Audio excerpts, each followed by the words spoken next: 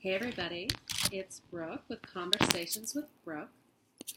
Um, One of the things that I get asked about a lot, and generally I'm going to come here and I'm going to dive into a question that I've gotten asked and try and pick it apart in a way that helps people have a better understanding, but also helps them be able to ask questions about their own situation in life and apply it in a way that, brings healing.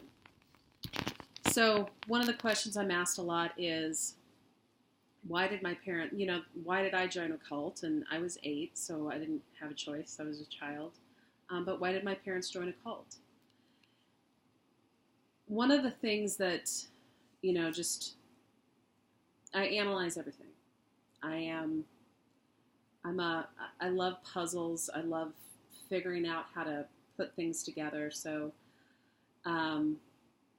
my parents didn't sit me down and say this is why we did it, but knowing enough about my parents' life, this is why I believe. And we've talked about a lot of different stuff, but to me, this is why I feel like it happened the way that it did. So my parents have been together since they were teenagers.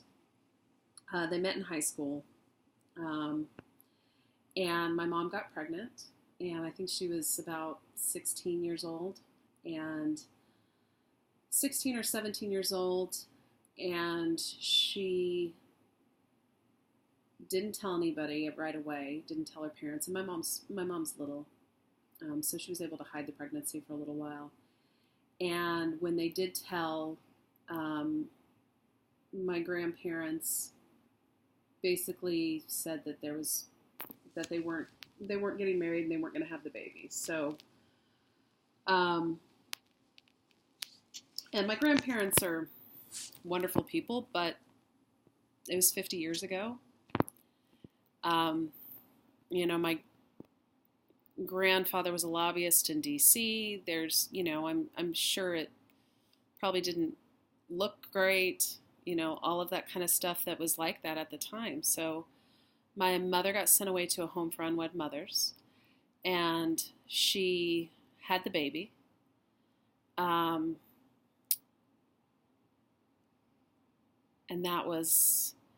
And then they basically threw her back in school. I don't know why I'm getting emotional. I wasn't there. I wasn't alive yet.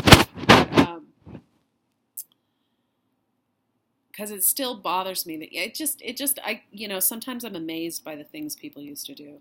So my mother was thrown back in school basically a day or two, within days of having a baby. She had a really rough birth and everything too. And to never talk about it again, because that's the way it was back then. Closed adoption, never going to talk about it. It's like it never happened, because that's the way it was. So then I think the thing that was unique, it was more common than people want to admit. There was a lot of children that were given up for adoption that, a lot of family members never knew. But my parents actually stayed together.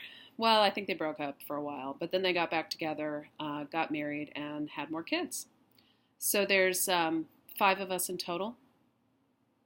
The oldest one, we actually found her when I was a kid. I was 12 when we found her. She was in college. She lives up in Washington, her and her husband, close to them. And,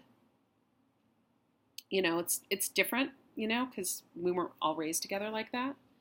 But it's also amazing having her as being a part of our life, and it's different too, because she does have her parents. But coming out of that, they had my older sister, and then they had me. And at the time we were living in Austin, and that's when they began. My dad right after I was born, my dad was studying the bar. He had just finished law school at University of Texas. And then my brother was born, and they, it was Austin. My dad went to law school and stuff. My mother was a midwife, but there were also, hippies and trying to get away. There was a lot of trying to get away from that very closed ideal of the generation that came before them that never talked about anything. It was just how generations change as they go on because of all these different things that happen. And so my parents were looking for something different. They didn't vibe to organized religion. They wanted something that felt more family oriented, which is what a lot of people were looking for during the time. So they met this couple that used to travel around and do these different workshops. The woman was a medium, so she actually tranced a spirit. And they would do these workshops on relationships. I think my parents had a lot of pain over having given the child up. At the same time, they had an enormous amount of guilt about it as well. And I think that just, there was, based on how things continued, I think that my parents felt like this couple that went around traveling around would be able to help them be better parents and be better people and be more spiritual and be able to raise us in a family environment.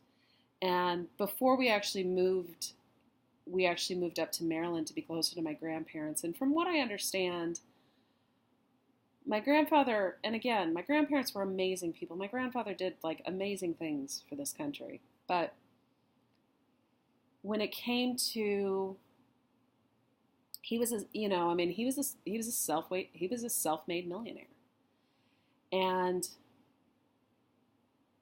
I don't know if he wanted my dad to do that. I know my dad didn't feel as supported by him as he wanted when we moved to Maryland to be closer to them. And so we lived up there for probably about 2 years, and then that's when we ended up moving to Arizona and joining the community we joined, or the cult. And I think it just came out of that. My parents were just looking to be a part of something that seemed family-oriented, that seemed spiritual. I think that they felt like they had made some bad decisions and that this community would help them to make better decisions about where they were in their life and to make better decisions about raising their kids. And they relinquished some control about some different things, thinking that these people knew better. And unfortunately, they didn't. Unfortunately, they were manipulative, and unfortunately, they took advantage of my family for a lot of money, and that was their sell. That was what they thought that was what they were getting from my parents. And there was a lot of families that joined that had fairly high financial backgrounds and came from pretty affluent and wealthy families.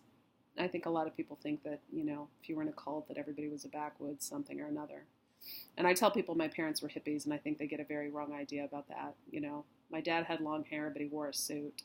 So it was a little different than your average Joe. But that was the beginning. So I think that a lot of people joined these communities for a lot of different reasons, but I think it goes back to wanting to find some kind of family and breaking out of what it is you felt like you grew up in. So there's a place where it's different, and it's different enough that you walk into it.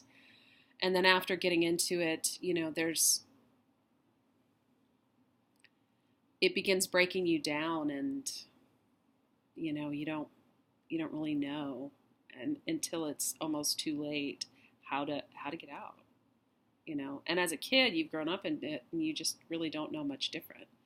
I mean, I got to the point that I really didn't know what I didn't know. I was little when we joined, and by the time I was an adult, I had 2 babies, and I was just incredibly reliant. I didn't have the ability to live life on my own. I couldn't afford it. I didn't know how to get a job that paid me anything to support myself. Where would I have gone? So anyway, I hope you guys have an amazing day. Look forward to connecting with you. Find me on 100 Years of Bliss or take my quiz at 100yearsofblissquiz.com. And talk to you soon. Bye-bye.